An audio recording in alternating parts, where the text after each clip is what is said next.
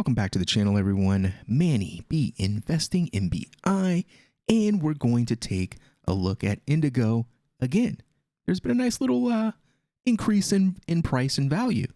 We picked up some Indigo tokens. I think I picked up about 80 tokens, maybe something like that, the other day for $1.44, and the price has increased to $1.52. But I am staking currently, and I don't see a reason or need for me to unstake, sell, and sit on my hands over about 4%. Now, if we wake up tomorrow and things push even further up and we get another, 4-5%, maybe we think about it. Maybe we think about pulling those Indy that we purchased the other day and selling them, and maybe taking out IUSD and placing in a stability pool for IUSD, because the rewards that they paid out in the last epoch for the IUSD stability pool was it was ridiculous. It was a massive amount. Let me take a look real quick just to verify how much they actually paid out. It was 15,965 INDY tokens were distributed to the IUSD stability pool. That's big time. That is a massive amount of INDY rewards going out. So really makes me want to look into checking out that IUSD stability pool. So let's take a look at the reason why we're making this video. I got a notification that someone responded to or replied to my post, which was a video about how terrible of an idea the proposal to increase taxes and withdrawals, and just the conversation in general, I just thought was just really in bad taste and just ridiculous. And one thing that I'm going to say, and I don't know this for fact, so I'm speculating here, that Kobov and the Zero guy know each other, and I'm willing to bet that they're former C-swap people, just by the way that they're behaving, the things that they're saying. So here's the next response. After my video was posted, I was thinking making people wait before they exit the Indy rewards. It's just an idea, but maybe increasing the exit fee to 5 ADA to be spread to us holders. So he's saying if you claim or take rewards, that you should have to pay in a 5 ADA fee. So for me to get rewards, to take my rewards, I would have to pay 5 ADA to get them. And currently, the withdrawal fee, stability pool account reward withdrawal fee is 1 ADA, which is not bad. 1 ADA, I can live with that. And then I'm assuming other rewards, Indy staking. Does he want that raised to 5 ADA? Like, in a lot of circumstances, people, like, I got airdropped 50 tokens. There are people that are interested in Indigo and are probably even accumulating Indigo tokens that don't even have 50 tokens. What about those people? So you just want to take the user experience and flush it down a toilet. That is what you want to do in order to save your bag. Okay, let's continue on to the next post that this guy puts. Love the attention, but seems you repeat yourself. And then he says, for YouTube algo probably. Well, let's stop right there. I don't give a damn about the YouTube algorithm. I don't do this to make money on YouTube. If you know me, you know that for a fact. Have I done anything? People that follow my channels or subscribe to my channel, thank you, by the way. But do any of you get the vibes that I'm doing anything for views or an algorithm?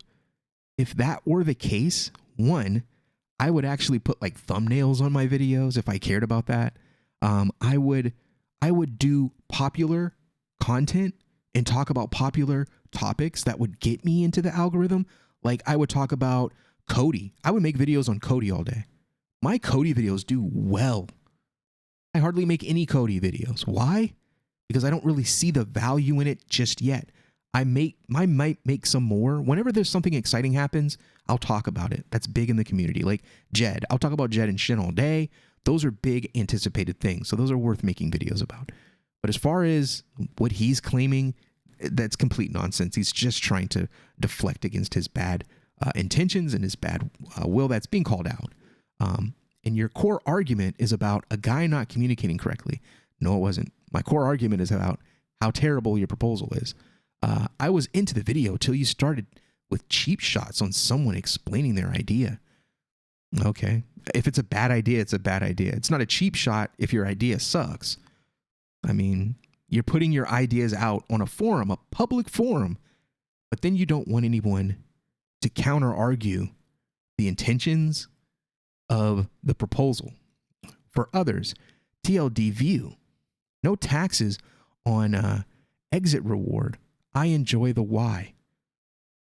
Endow sucks, which I disagree. What?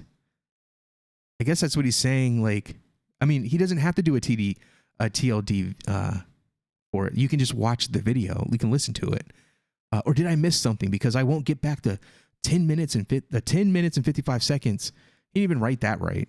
Like, it's of my life back. And please, for the love of God, don't post another video. You can just use 3 lines of text to answer. I really believe that they just don't like when you can speak well on things, dissect what they're trying to say, but fail at saying it, and poke holes in everything that they talk about. Now here is a line of text. Now here is a line of text we can read and walk away from. Learned. Thank you. Okay. Anyways, so this guy is obviously okay with raising taxes and fees on everyone because he's afraid people are going to sell INDY and he's going to lose money. Why? Because he is a bad investor. I truly believe this is a C-swap guy. I truly believe it. Just by the way, their logic in the markets, they have no idea what they're talking about. He literally believes that he can save the price of INDY from dropping by taxing people out of the protocol. This makes no sense. This is something that someone that has literally no or very little knowledge of markets or business would have a conversation. You believe making the user experience, 1, more costly, 2, punishing people who want to perform DeFi maneuvers. And what do I mean by that? For example, say you take an amount of money, you invest it in Indigo to stake INDY tokens, and you take an amount of money to put in a CDP to mint IUSD to place in a stability pool to 1, help the protocol, 2, generate passive income. In this maneuver, in your programmed finance, because this is all programmable finance, you program actions and they execute on their own while you go about your life. That's the goal of all of this. This is the goal of DeFi, to program your own finance. This guy clearly doesn't get that. So you do those things, right?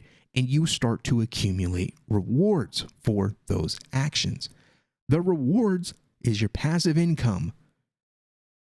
So you take those rewards and you do something with them. And let's give you another example of what would you do with your rewards? And I'm not talking about cashing in the rewards and selling them, taking it back into fiat, and then buying groceries or paying your rent. That's not what I'm talking about. I'm talking about further investment, further finance, further DeFi on other platforms and protocols.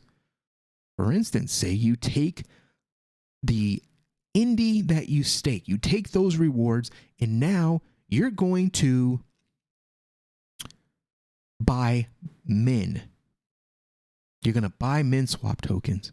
And then you're going to take your IUSD stability pool fees or rewards, and you're going to convert those, bridge them over to Milk ADA, and then use Blue Shift or Milky Swap to buy an asset over there or to farm over there. So you're moving your money around. You're taking your rewards and you're reinvesting them. So you've got an investment that's generating a reward, and then you take that reward and then you turn that into another investment over here, and you're splitting up your stuff, and it's just happening automatically while you're living your life.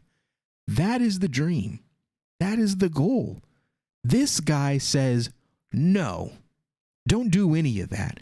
What you should do is you should do what I do, which is just take my coins and stake them, and then I'm going to walk away for years and hope that it goes up and I get rich. That's one way of investing, but that is not DeFi. That's stupid. These guys literally, evidence in the post, evidence on other forum posts or other topic posts in this forum, the same nonsense. I only care about my own bags. Screw the other users, screw the platform, lock everybody in, make everything expensive, price everyone out. How is your protocol going to survive if these are your DAO voters? And again, that's why I say DAOs kind of suck. They do, because you can easily build something like Indigo has done and has done a marvelous job building it. Guys like this can destroy it in a night, overnight, just in one vote. I've seen crazy stuff happen, and you don't need to take the platform down. All you have to do is, hey, you have a platform. You have users, and these are early users. I'm an early user. I'm not some multi-millionaire guy that's dumping millions of dollars into these platforms. I'm not putting a ton of money in these platforms. I'm sure some people out there would think it would be a ton of money, but to me, it's not a ton of money. Putting them into these platforms, it's all risky. It's all an experiment. I want to be able to spread my risk out. I can't spread my risk out if everything's being locked into the protocol. This is central finance. This is what banks do. So you've got people on a protocol that is decentralized and has governance rooting for centralization and locking people down, increasing fees on people up to 92%.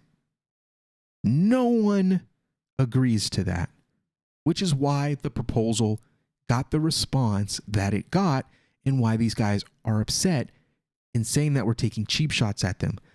This is the same guy that was, the other guy I think was complaining, saying, oh, since you guys don't like my proposal, then I'm leaving. And he like storms off. It's like, what? Like, it's like they don't understand what Bitcoin was created for. This is not the mission.